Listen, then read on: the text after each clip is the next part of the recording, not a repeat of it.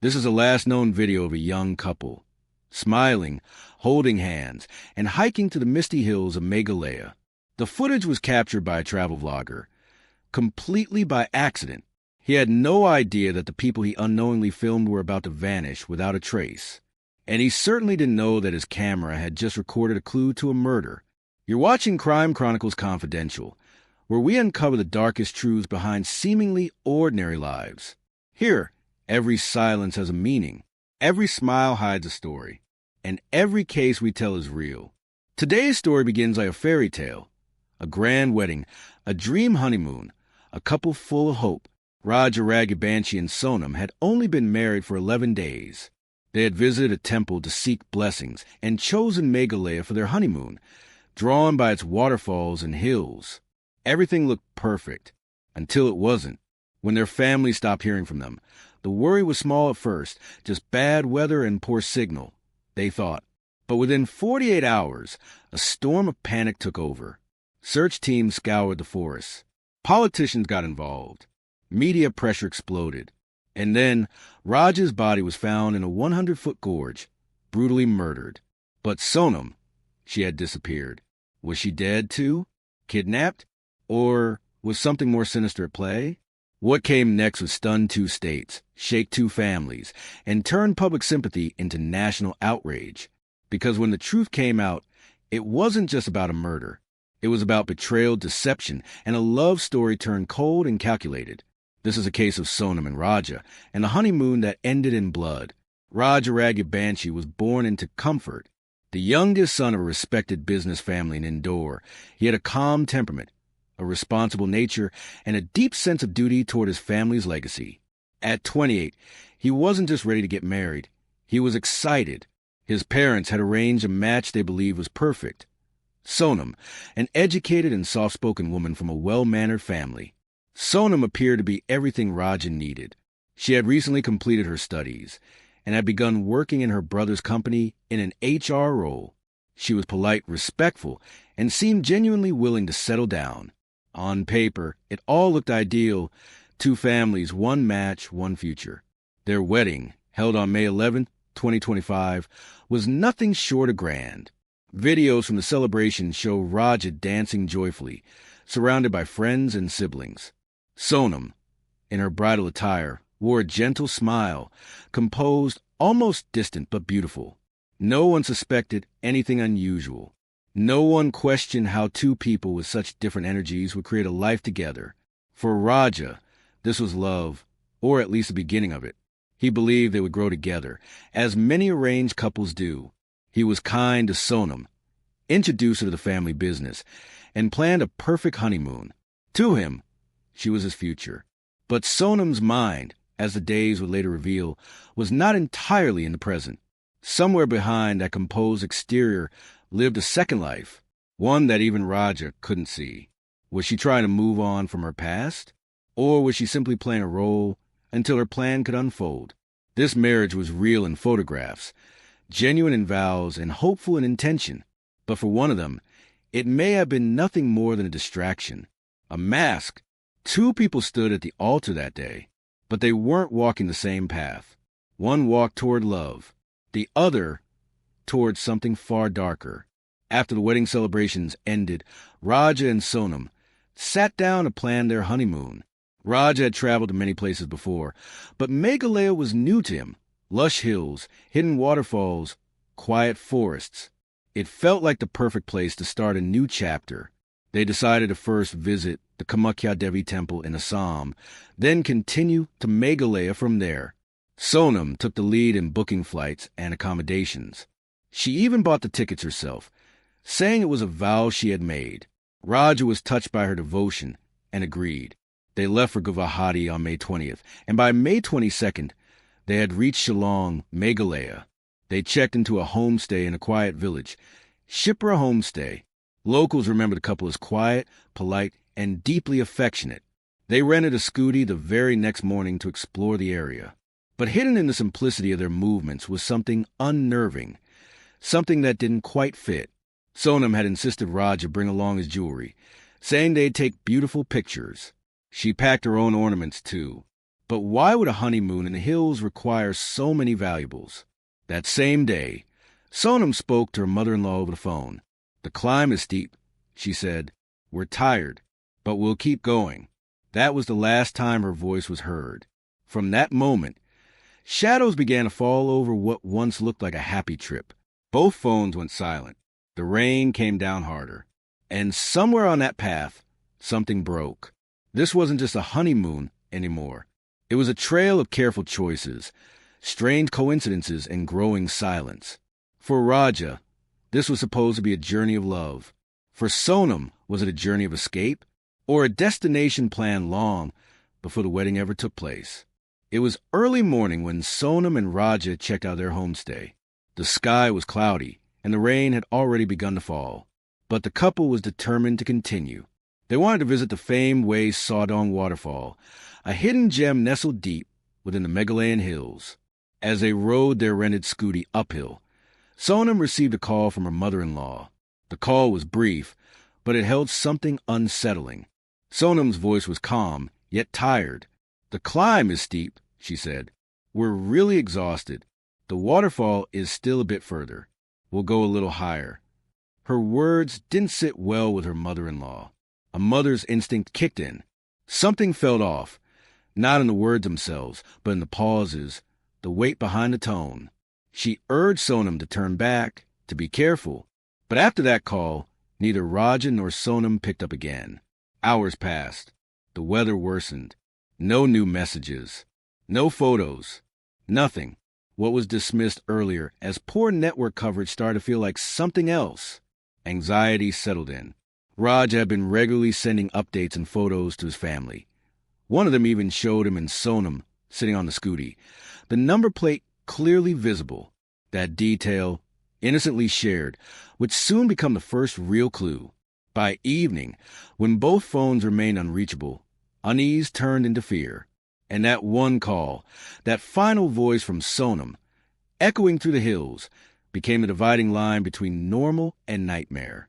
What started as a scenic ride into nature was now the beginning of a search that would uncover things no one was prepared to hear. Night fell, and with it came silence, thick, unbroken, and terrifying. Raj's phone was off. Sonam's too. Their families tried again and again, hoping for a ring, a message, even a missed call. But there was nothing. At first, they tried to reason with the fear. Meghalaya is remote. The weather is bad. The signal must be weak. This happens. It's just a delay. But delays don't last forever. By midnight, unease had turned into quiet panic. Raja had never gone this long without checking in. He had been sending photos, sharing updates from temples, cafes, mountain roads. He was consistent. He was responsible. And now he was gone. Sonam's mother kept dialing. Her father sat by the phone, saying little, listening to every second stretch into a minute.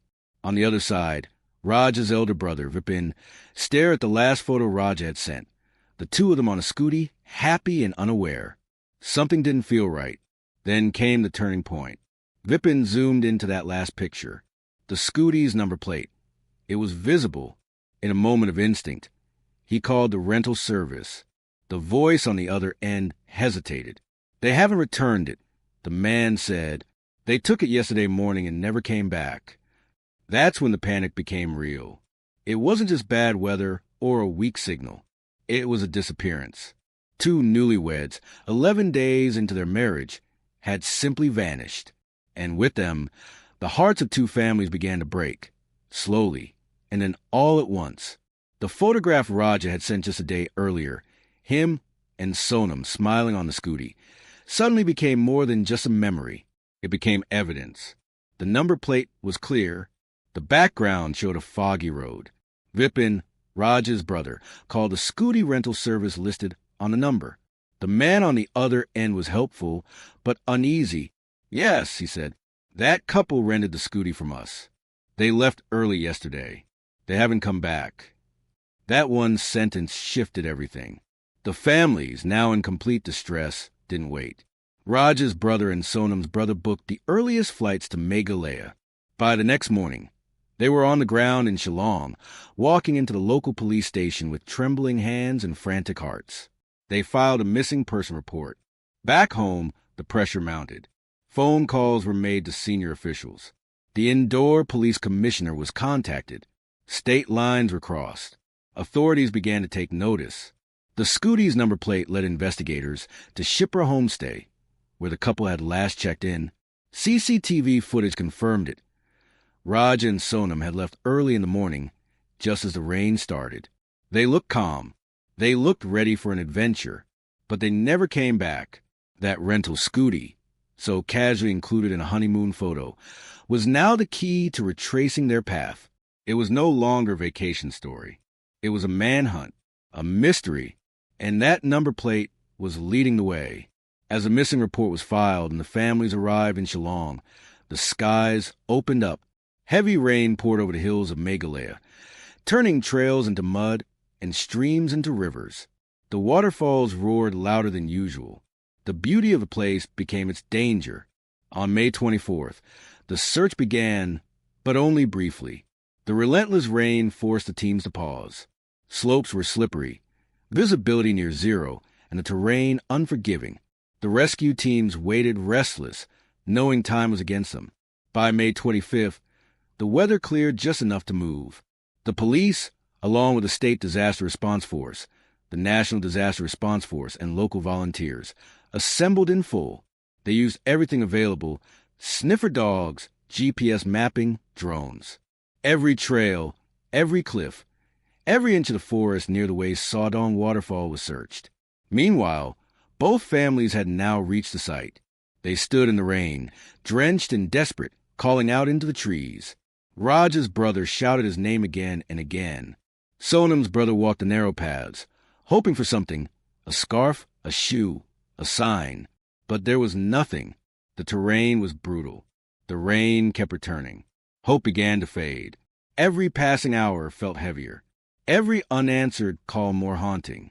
And yet no one gave up, because somewhere in that maze of mist and mud were two people, either waiting to be rescued or already beyond saving. It wasn't just a search anymore.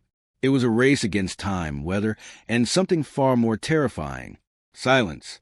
On June 2nd, the silence finally broke, but not with relief. Deep in the forest near Sorarim, halfway between the Sarong waterfalls, a team of searchers stumbled upon a steep gorge. At the bottom, barely visible between rocks and foliage, was a body, bruised, decomposed, unrecognizable at first glance. It was Raja Ragubanshi. A smartwatch still clung to his wrist. Forensic teams confirmed it was him, but the scene held more than just a corpse. Nearby, they found a blood-stained sharp weapon, a torn, blood-soaked raincoat, a shattered phone screen, a white shirt believed to be Sonam's. But of Sonam herself, there was no sign. Then came the next shock. Raj's jewelry, worth over 10 lakh rupees, was missing. A diamond ring, a bracelet, a gold chain, all gone. There were no signs of robbery, only silence and blood.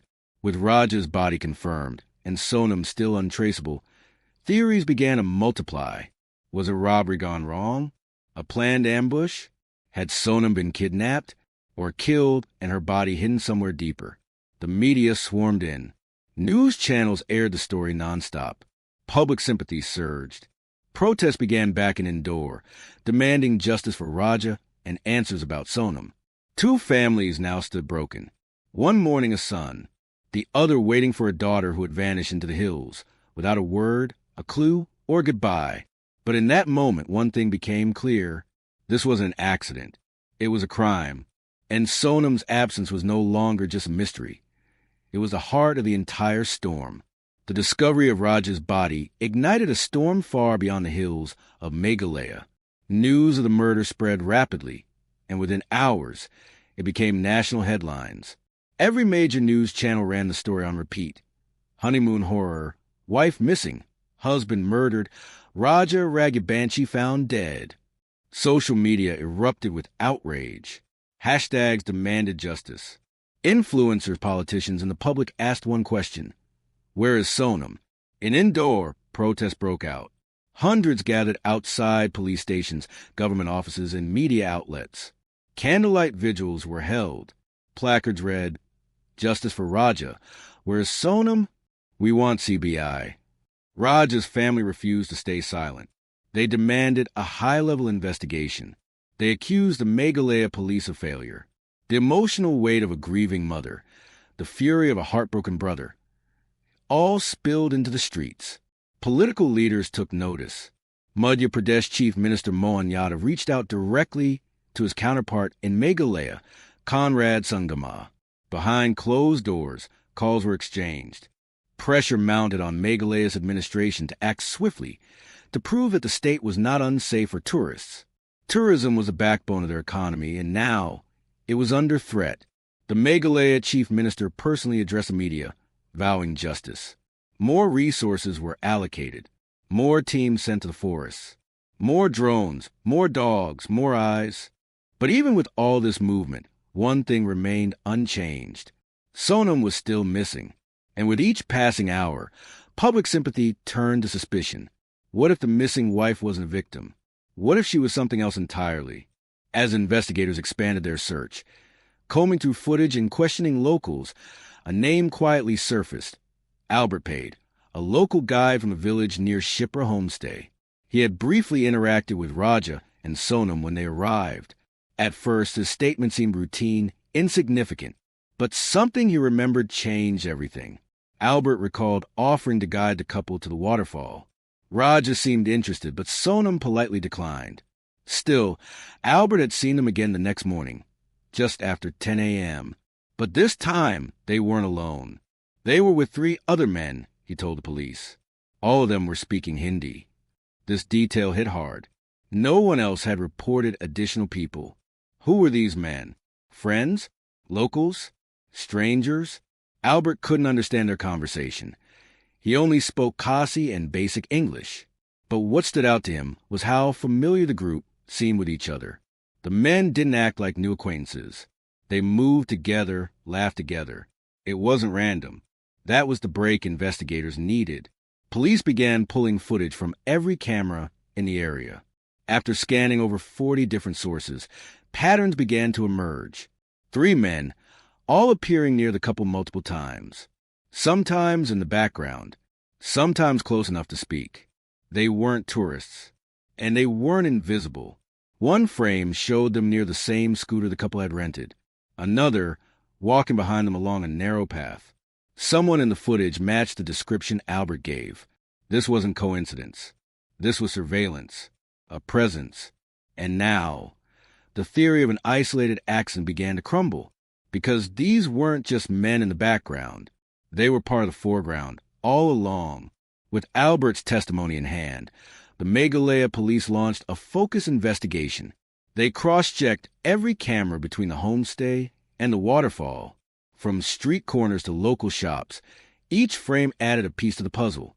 3 men, same faces, multiple locations, always near Raja and Sonam. The police traced a scooter seen in the footage. Not the one Raja had rented, but another, following closely.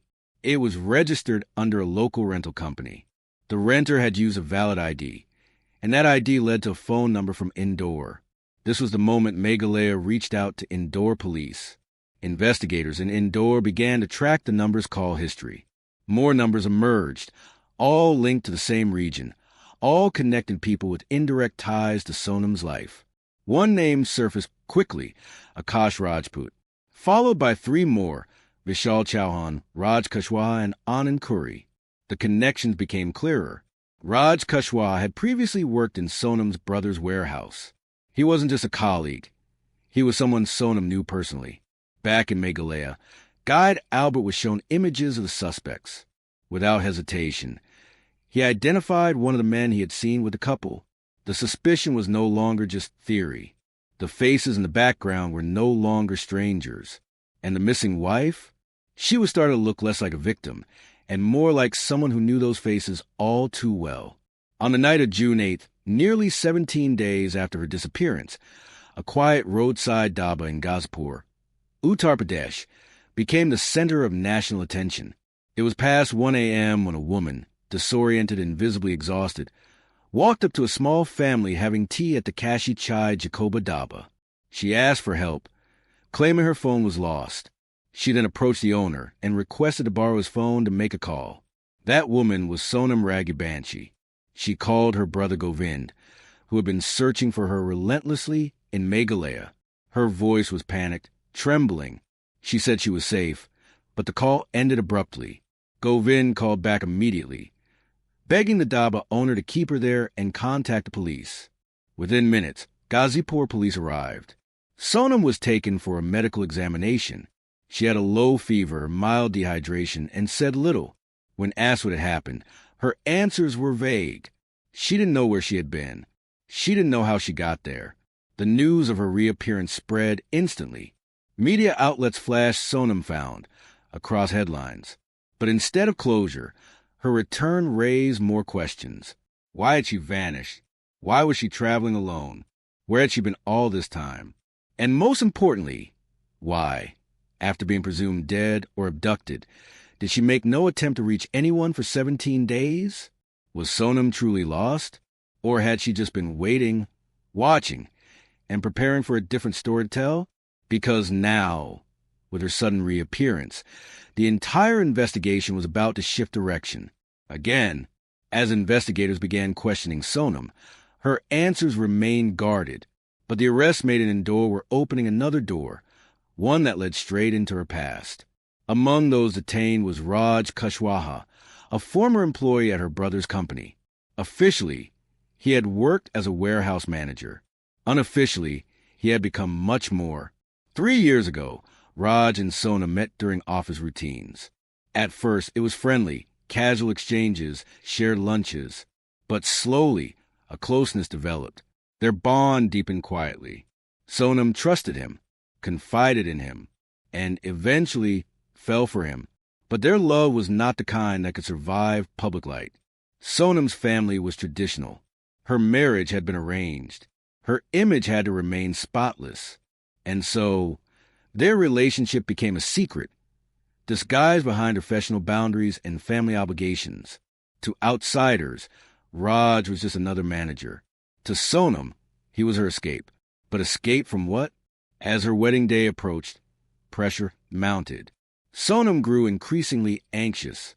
According to Raj's statement, she didn't want to marry Raja. She begged Raj to stop the wedding. But he was powerless. He had neither the money nor the influence. Sonam went ahead with the marriage. But the relationship with Raj didn't end. It evolved into something more desperate, more dangerous. They made promises to each other. They planned to be together, but only if one obstacle could be removed. Raja, this wasn't just love in hiding. It was a romance corrupted by resentment, slowly transforming into a motive, not a crime of passion, a crime of planning. According to police records and confessions, the plan to kill Raja didn't form overnight. It was built piece by piece, born from desperation and fueled by obsession. After her marriage, Sonam resumed secret contact with Raj Kushwaha. The two exchanged calls, messages, and eventually made a decision. If they couldn't be together through love, they would clear the path through death. But Raj couldn't do it alone. He reached out to 3 acquaintances, Akash Rajput, Vishal Chauhan, and Anand Kuri, men with no direct link to the couple, men who could disappear after the job was done. The offer was chillingly simple: 20 lakh rupees each and a job in Sonam's brother's company after murder. Raj provided them with mobile phones and cash for travel. He instructed them to switch off their personal devices, use only the ones he gave, and stay out of sight. Their mission was to reach Guwahati by May 19th, 2 days before the couple's expected visit. Meanwhile, Sonam arranged her side of the plan. She used her own money to buy flight tickets. She told her family and in-laws that she had made a spiritual vow to visit Kamakya Devi Temple. Raj agreed to go with her, trusting her completely. Sonam was careful. She didn't book a return ticket. She wanted nothing pulling her back. Once they reached Meghalaya, she kept sending her location to Raj and his team. Timing was everything. The 3 men followed them discreetly, tracking their movement from a distance. They stayed hidden, dressed like tourists blending in. Weapons were bought in Guwahati. A burqa was prepared in advance for Sonam to wear during her escape. Every detail was covered: transport disguises, exit routes. But what they didn't plan for was the weather. On May 22nd, as the couple hiked toward the waterfall, the rain began to fall. Visibility dropped, but the men kept moving. So did Sonam. She had brought Raj's jewelry, claiming it was for photos, but in truth, it was for the final payoff. This wasn't a crime of rage. It was a contract. And Sonam was both the mastermind and the bait. May 23rd began like any other day in the hills of Meghalaya. Misty, quiet, beautiful. But for Raja Ragubanshi, it would be his last. At dawn, Raj and Sonam left their homestay on the rented scooty. They appeared calm, focused on reaching the sawed-on waterfall. Sonam sent her live location to Raj's team. The trap was now in motion. Somewhere along the narrow trail, Sonam and Raja encountered the three men. They approached casually, pretending to be fellow tourists. All four were from Indore, which made the interaction feel familiar and harmless. Raja had no idea he was shaking hands with his killers. They walked together for a while. The path was steep, and the rain made it worse. Raja, already tired from the climb, was less alert. Sonam stayed close to him, quiet but watchful. What they didn't realize was that a local vlogger, capturing scenic footage for his channel, had unknowingly recorded them all. The couple, the men following them. The final steps before it all went dark. Around mid-morning, they reached a ridge overlooking a deep gorge. The waterfall roared below, invisible behind the thick fog. This was the moment. Vishal moved first. He attacked Raja from behind with a sharp weapon, fast, brutal. As Raja staggered, bleeding and stunned, Sonam helped push him toward the edge. He didn't scream. He didn't have time. He fell over 100 feet. And just like that, it was done. The men quickly took his phone, stripped the jewelry, discarded the weapon, and attempted to wipe traces. They split up immediately. Sonam put on the burqa Raj had provided earlier. She left one scooter behind and disappeared into a maze of roads and towns. The vlogger's footage, later reviewed by police, became the silent witness. It captured not just a couple, but the shadows following them. Shadows that smiled and killed.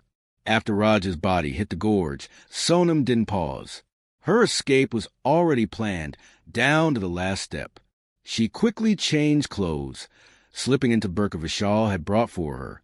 It concealed her completely. Face, hair, body. She now looked like just another woman on the road. Anonymous. Unseen. She boarded a scooter behind one of the men, then got off at a pre-decided point, vanishing into the hills.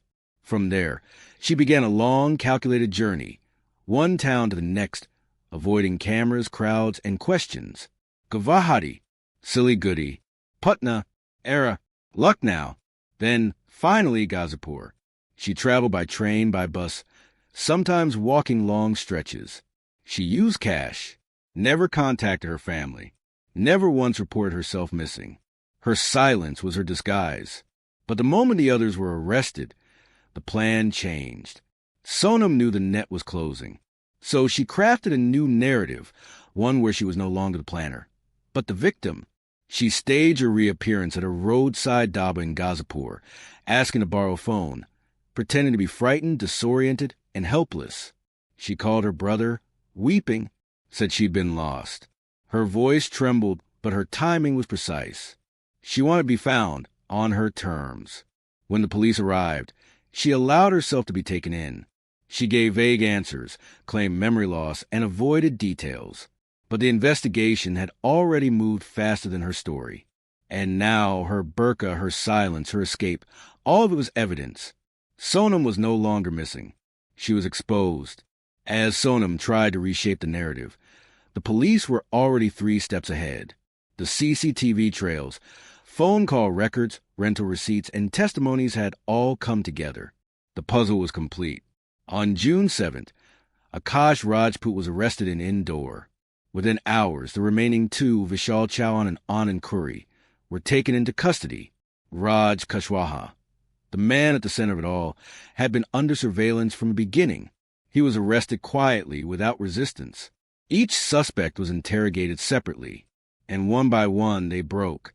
The first confession came from Vishal. He described the plan in detail, the promise of 20 lakh rupees, the train journey, the delivery of weapons, and the instructions they had received from Raj. He didn't hide the truth. Then came Akash. His story matched. Timelines, locations, money messages, everything aligned. The final blow came when Raj admitted that it was Sonam who initiated the plan. She told him she would handle Raja. She would ensure the jewelry was brought. She would guide the killers through her location. The narrative was no longer speculation. It was confession. Meanwhile, Sonam, still trying to maintain the victim act, was questioned again. But now, the police had enough to confront her. She denied everything, but the facts surrounded her. Her messages, her travel patterns, the timing, the footage, the matching statements from all three men. The police didn't need her confession. They already had the truth. All four were transferred to Meghalaya and presented before the court. The judge ordered an 8-day police remand for deeper interrogation and evidence collection. Inside the courtroom, Sonam sat silent, her eyes down. The woman who once claimed to be a victim was now standing as the alleged mastermind of her own husband's murder. Justice had begun its march, and this time there would be no disguise to hide behind. It's a question that echoed in every courtroom whisper, every news headline, every living room where this case was discussed. If Sonam truly loved Raj Kushwaha, why did she marry Raja Ragubanshi? Was it pressure from her family? A sense of duty? Or was it something colder, a decision to live both lives until one could be eliminated? Sonam had choices. She was educated, independent. She could have refused a proposal. She could have run away. She could have said no, but she didn't. She agreed the wedding. She dressed as a bride. She sat beside a man who loved her, smiled in pictures, and held his hand through rituals meant to last a lifetime. And all the while, she was planning his death. Was it fear of shame, of losing status, or simply greed for money, stability, image? In reality, Sonam lived in a space many never talk about, the space between personal desire and societal expectation, a place where women are praised for obedience, not honesty, where saying no means rebellion, and where silence can kill more than a scream. But Sonam's story wasn't just a tragedy shaped by culture. It was a conscious betrayal. She used the rituals of love to set the stage for a calculated exit. And when the world finally asked why didn't she walk away? Why didn't she choose truth? There was no answer, only a truth more painful than silence. Sometimes, the most dangerous people are not the ones who hate you. They're the ones who pretend to love you. As the details of the case unfolded, the courtroom wasn't the only place delivering judgment. Social media became its own battleground.